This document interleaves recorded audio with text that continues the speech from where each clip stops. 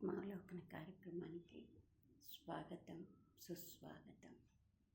యథావిధిగా మనం ఒక మంచి మాటను ఆత్మావలోకన కార్యక్రమంలో గుర్తు చేసుకుంటూ ఉంటాం. అందరికీ తెలిసిన విషయమైనా సరే మనం గుర్తు చేసుకోవడం వల్ల మనలో మళ్ళీ అది గుర్తుకు వచ్చి కొత్త ఉత్సాహంతో ప్రతి పనిని ఆలోచించి చేయగలుగుతాము. అందుకని ఈ కార్యక్రమాన్ని మనము గుర్తు చేసుకుంటున్నాం. దాంట్లో భాగంగా ఈరోజు లీగాలిటీలో హ్యుమానిటీలో లీగాలిటీ ఏంది ఇది వింతగా ఉంది అనిపించవచ్చు. కానీ లీగాలిటీ అనేది మనకి ఏదైనా సమస్య వచ్చినప్పుడు, తెలియకుండా డిస్ప్యూట్ అరైజ్ అయినప్పుడు మనము జ్యుడిషియర్ని, కోర్టులను ఆశ్రయిస్తూ ఉంటాం. కానీ కోర్టులు కూడా తొందరపడి ఏ కేసుని కూడా ఆలోచించకుండా, హ్యుమానిటీ పరంగా లేకుండా ఏ పని చెయ్యవు. ముఖ్యంగా ఫ్యామిలీ డిస్ప్యూట్స్లో ఎక్కువగా లాస్ట్ వరకు కూడా కౌన్సిలింగ్ అన్నా తీసుకొని మీలో ఎవరన్నా చేంజ్ కాగలుగుతారా, ఏమన్నా మీకు లాస్ట్ ఛాన్స్ ఉందా, మీరు ఆలోచించుకోండి అని చెప్పి కోర్టు ఆఖరి అవకాశాన్ని కూడా ఇస్తూ ఉంటుంది.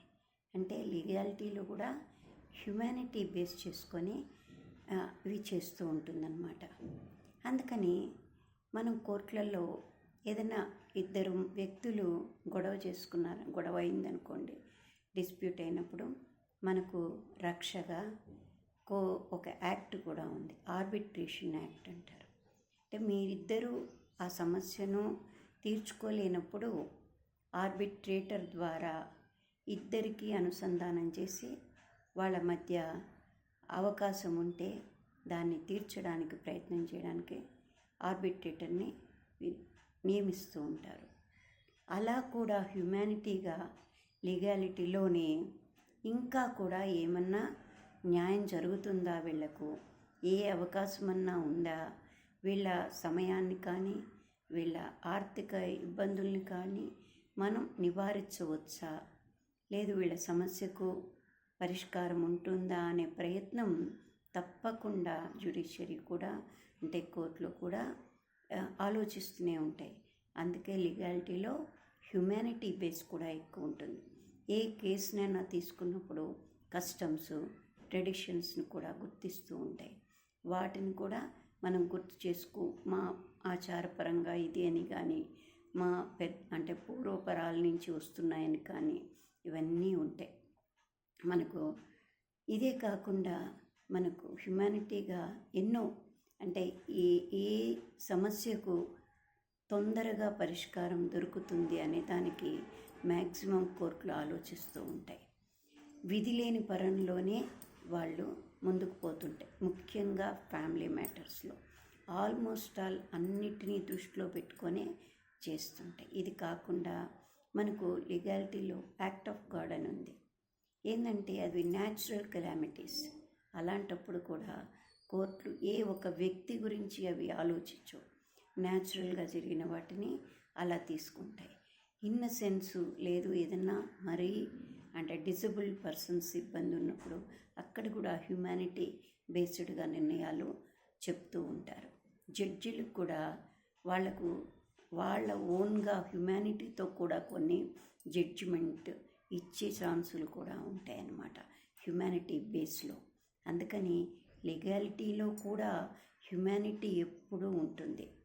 అలాగే ఈ హ్యుమానిటీలో లీగాలిటీ ఎలా అంటే, మనం హ్యుమానిటీలో మామూలుగా ఎవరన్నా ఇద్దరు పర్సన్స్ గొడవ పడుతున్నారనుకోండి, పడుతూ వాళ్ళే సొల్యూషన్ కూడా చేసుకోవాలనుకున్నారనుకోండి, ఇద్దరు ఒక అండర్స్టాండింగ్కి వస్తారు. వచ్చి ఇది నేను ఇలా నువ్వు అలా అని ఇద్దరు ఒక మాట్లాడుకొని ఒక అండర్స్టాండింగ్కి వస్తారు. దాన్ని తర్వాత ఒకవేళ వాళ్ళ మాటల్లో చేంజెస్ రావచ్చు. అది వచ్చినప్పుడు మళ్ళా మనము లీగల్గా ఎలా ప్రొసీడ్ అవ్వచ్చు అనే దానికి MOU అని రాసుకుంటారు, మెమొరండమ్ ఆఫ్ అండర్స్టాండింగ్ అని. అలా రాసుకొని వీరు వారు అనుకున్న మాటలన్నింటినీ దాంట్లో మెన్షన్ చేసుకుంటారు. అనివార్య పరిస్థితుల్లో వీళ్ళ మాటల్లో ఎవరైనా చేంజ్ అయినప్పుడు ఈ కాగితాన్ని మనము కోర్టులో కూడా ప్రొడ్యూస్ చేసే ఛాన్సెస్ ఉంటాయి. ఎందుకంటే ఇది వాళ్ళు అగెనిస్ట్గా చెప్పిన దానికి అగెనిస్ట్గా చేశారు కాబట్టి మేము కోర్టును ఆశ్రయిస్తున్నాము అన్నట్టుగా వెళ్తూ ఉంటారు. అంటే న్యాచురాలిటీ, హ్యూమానిటీలో కూడా లీగాలిటీ ఉంది. లీగాలిటీలో 100%లో 50% హ్యూమానిటీ బేస్లో కూడా ఆలోచించి తగు చర్యలు తీసుకుంటుంటారు. ఇప్పుడు మామూలుగా అయితే ఒక వ్యక్తి ఏదన్నా ఇప్పుడు ఒక క్రైమ్ చేశాడు అనుకుందాం.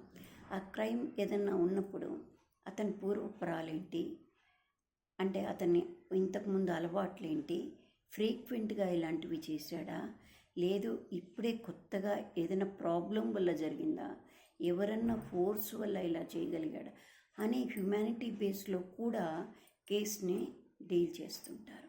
అందుకే ఎప్పుడు కోర్టులు ఫ్యామిలీ మ్యాటర్స్లో ఎక్కువగా సెన్సిటివ్గా ఉంటాయి కాబట్టి, అంటే బర్డన్ ఆఫ్ ప్రూఫ్ ఎవరైతే ఫైల్ చేశారో వాళ్ళ మీద ఎక్కువగా ఉంటుంది కాబట్టి వాళ్ళు కొన్ని విషయాలని, ఫ్యామిలీ మ్యాటర్స్ని అంటే విశదీకరించలేరు, చూపించలేరు. ఆ ట్రబుల్స్ని కానీ ఆ బాధ కానీ ఏది కూడా, ఏంటంటే అన్ని ఎవిడెన్స్తో ప్రూవ్ చేయడానికి అవి రెడీగా ఉండవు కదా.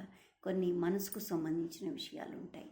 అందుకని వాటిని కూడా దృష్టిలో పెట్టుకొని, అందుకే కోర్టులు అబ్యూస్ని కానీ అంటే మాటల వల్ల ఏదైనా ఇబ్బంది పెట్టి వాటిని కూడా కన్సిడర్ చేస్తూ మనకి ఎన్నో చట్టాలు ఉన్నాయి.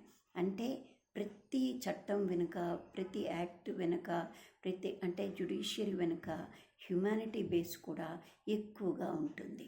అందుకని ప్రతి విషయంలో కూడా మనం ఆచితూచి, అంటే తొందరపడి నిర్ణయాలు తీసుకోకుండా సమస్య మన చేతుల్లో ఉండి పరిష్కరించుకోగలము అన్నప్పుడు దాన్ని సాధ్యమైనంత వరకు అవుట్ ఆఫ్ కోర్ట్ చేయడానికి ప్రయత్నం చేయాలి.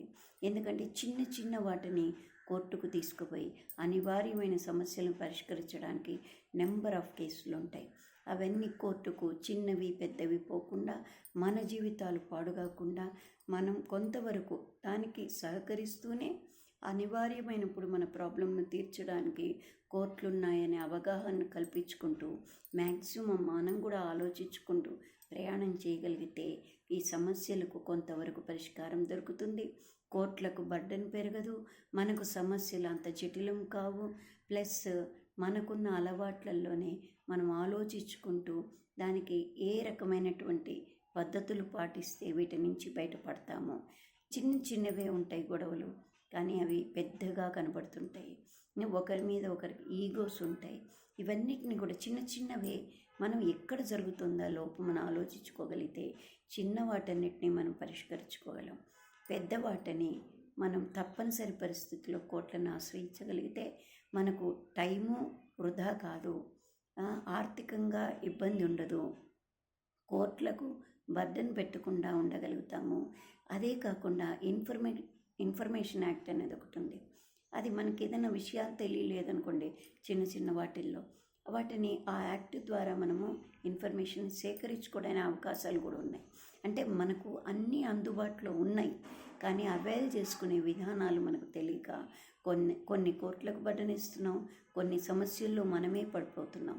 అందుకని మ్యాక్సిమం ఎవరికి వాళ్ళము ఈ అవేర్నెస్ను మనమే క్రియేట్ చేసుకొని కొంతవరకు దాన్ని పరిష్కరించుకోగలిగితే సమాజంలో కూడా, సొసైటీలో చాలా వరకు అంటే కోర్టు బర్డెన్స్ తగ్గించగలుగుతాం. మన సమస్యలకు పరిష్కారం మన చేతుల్లో ఉన్నంత వరకు మనం చేసుకోగలుగుతాం అని నా అభిప్రాయం. మీరేమంటారో? అవునంటారా కాదంటారా? అందుకే ఎప్పుడు కూడా కోర్ట్స్కు కృతజ్ఞతగా ఉండాలి. అవి అనివార్యమైనప్పుడే పోగలిగినట్టు ఉండాలి. అది ఇంతకు ముందు రోజుల్లో మనం కోర్టుకు వెళ్ళామన్నా, లేదు ఇంకా దేనికన్నా ఇది చేశామంటే అది చాలా విధిలేని పరిస్థితిలోనే ఎక్కేవాళ్ళం. కానీ ఇప్పుడు మాత్రం ప్రతి చిన్న విషయానికి, పెద్ద విషయాలకు కూడా కోర్టులను ఆశ్రయిస్తున్నాం. అది ఎంతవరకు సమంజసం అంటారు చెప్పండి. Thank you. Like, subscribe.